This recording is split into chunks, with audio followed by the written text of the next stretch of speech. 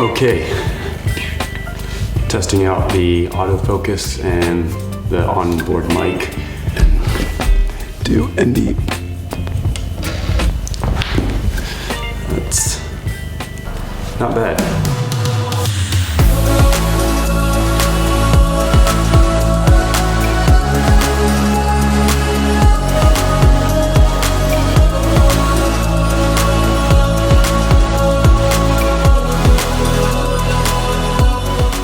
Alright, here's how the Canon C70 looks in studio. I'm filming on the XF AVC codec at 24 frames. This camera is not new, it's been out for a while, but being an entrepreneur that takes forever to invest in himself, it took me 2 years to invest in a cinema rig.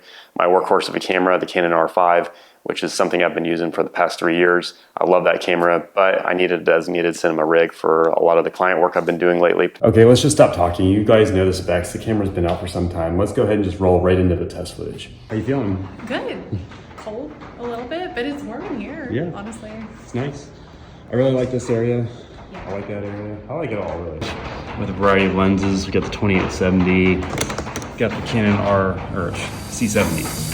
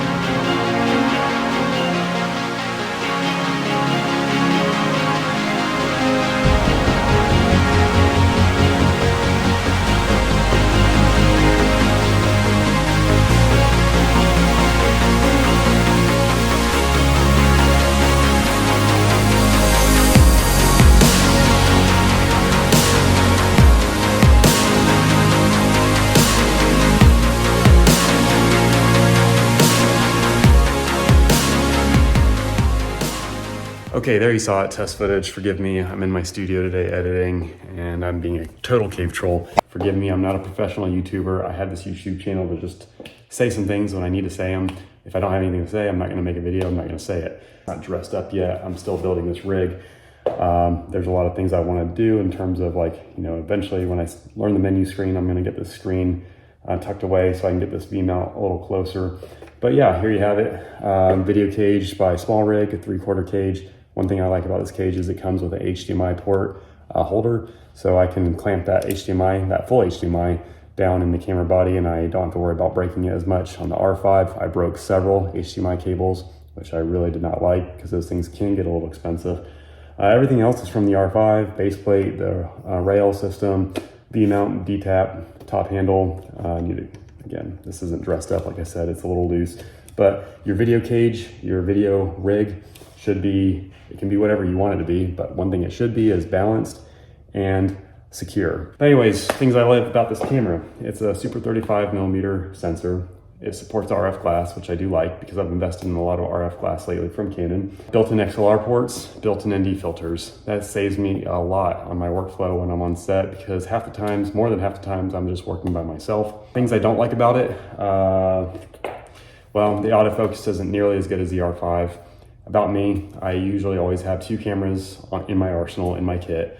I was coming from an R5 and an USR. I sold the USR last year and I finally invested in a C70 this year, obviously. So now I have an R5 and a C70, and the plan is to use the C70 as the A camera on video rigs and the R5 as the B camera on bigger shoots. A lot of the times my workflow just has me using one camera for one video production. Every now and then I will have 2 cameras that I bust out to get an A and B cam, or I'll just hire another videographer to bring his or her camera. 5 minutes or less is what I offer my clients, mainly for websites or for social media. Other than that, that is my workflow. One day I hope to get into documentaries, things like that, filmmaking, but for now, that's where I'm at. And that's kind of why I invested in the C70, because it's an entry-level cinema camera. At $5,500, believe me, I was looking at the C300, I was looking at even the C500. I was not prepared to spend $16,000 on a camera, especially given my workflow. Maybe one day. But again, it's going to be interesting what Canon comes out with, because I'm really interested in something like a C200 Mark II that supports RF class, or even a C300, another version of the C300. It'll be interesting. It's kind of frustrating where they're at now, where you have EF class and RF class. Another thing I should say about this, the C70, is paired with the speed booster, you can use your EF class and you get a full frame look and an extra stop of light. So that is a really good perk about this camera. It's not going to blow you away in terms of image quality. It does what your mirrorless camera can probably do. 4K at 120 frames a second is all I need. And autofocus. A cinema camera that has autofocus is fine by me. Again, it's not the best, but at least it gets the job done for things like this. Talking head, you saw me earlier. The autofocus worked just fine for what it needs to do. Now, I haven't filmed a music video where I'm running and gunning yet lately, or a wedding on the C70, but from what I understand, the autofocus will hold up just fine in those types of situations.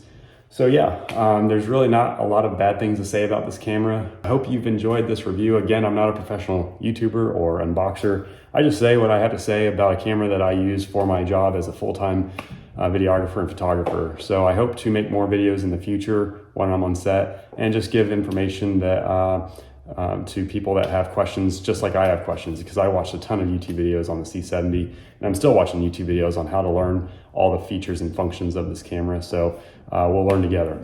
But with that being said, I'll close it out here. I hope you all had a great Valentine's Day today, and I will catch you in the next video.